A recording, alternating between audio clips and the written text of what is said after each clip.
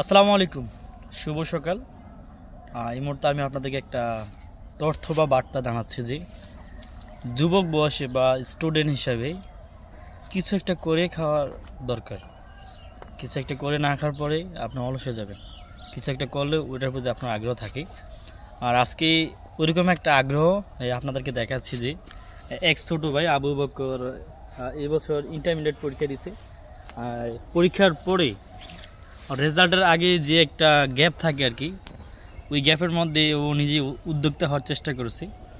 দোয়া করবেন বা আমরাও দোয়া করি যাতে সফল হয় এবং এই ছোটো ছোটো উদ্যোক্তা থেকে যেন একসময় বড় উদ্যোক্তা হয়। আবু বকর, এখানে আসো। কখন থেকে এই প্ল্যান আসলো তোমার যে উদ্যোক্তা হওয়ার? ভাবলাম দেখে তাজরে বসে আছি, কি করব, তো সময় তো কাটে না, তার জন্য ভাবলাম সামনে পুরি তো করে আছে, তার জন্য করে দিই। কারণ অনেকে তোমার মতন যারা আছে অনেক সময় মোবাইল বা তারপর হচ্ছে মেয়েদের ফাংশনে থাকে, ওইটার থেকে দূরে আসো, খুব ভালো আসো। আর এই প্ল্যানটা আসে কখন তোমার মাথায়? আসে আমার একজন বন্ধু আছে, তো আবার আমার বলতেছে আমি করছি, আমার খুব ভালো হয়েছে, তুইও করে দেখতে পারোস, বা তোর আমি বিদায় না দেই, তুই করে দেখ কি অবস্থা, তোর তো তুমি না আছেই। তো ভাবলাম এটুকু আসো ফিরে হয়েছে ক্ষতি, তো কয়েক বছর যাবত তার জন্য লাগাই দিলাম আর। আনুমানিক এখানে কত টাকা খরচ হয়েছে তোমার? এমনি তো বেশি না, 1000 খানি লাগে হয়েছে আর কি, নিজেকে পরিশ্রম। আপনাদেরকে আবারও একটা জানিয়ে দিচ্ছি, এর মতো যারা আছেন বা ছোট যারা আছো, প্রতিটি জায়গাগুলো পড়ে থাকি বা বাড়ির আঙিনা যে জায়গাগুলো পড়ে থাকি, ওগুলোর মধ্যে কিছু একটা করেন।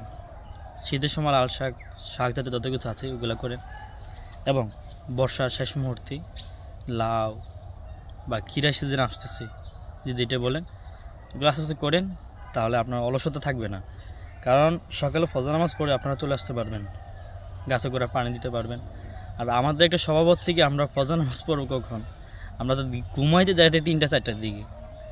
আমরা মানুষ হিসেবে জন্মায়, বাট মানুষের যে মূল অধিকার থাকে সেই অধিকারটা থেকে বঞ্চিত হই।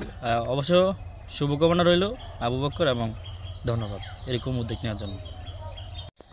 হ্যাঁ আবু বকর, তোমার একটা জিনিস জিজ্ঞাসা করতে ভুলে গেছিলাম, এখানে কি কি বীজ বা কি কি গাছ লাগানো হয়েছে?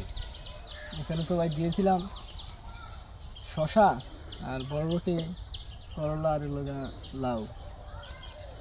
আর এই লোকেশনটা আমি জাস্ট তোমার কাছে জানতে চাই, কোন জায়গায় অবস্থিত আছে?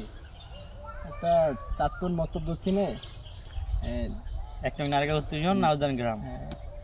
হয়তো বা অনেক শখ করে লাগাইছে, কারণ গ্রাম অঞ্চলে মানুষ তো চুরি করে খাওয়াটাই বেশি শখ আর কি। কারণ নিজের লাগাইতে পারে না। যখন একজন মানুষ লাগাইবে, ওই জায়গা কিভাবে গিরজকে পরে দিবে, গিরজ যখন চলে যাবে ওই সময় অস্তে করে কেটে নিয়ে যাবে।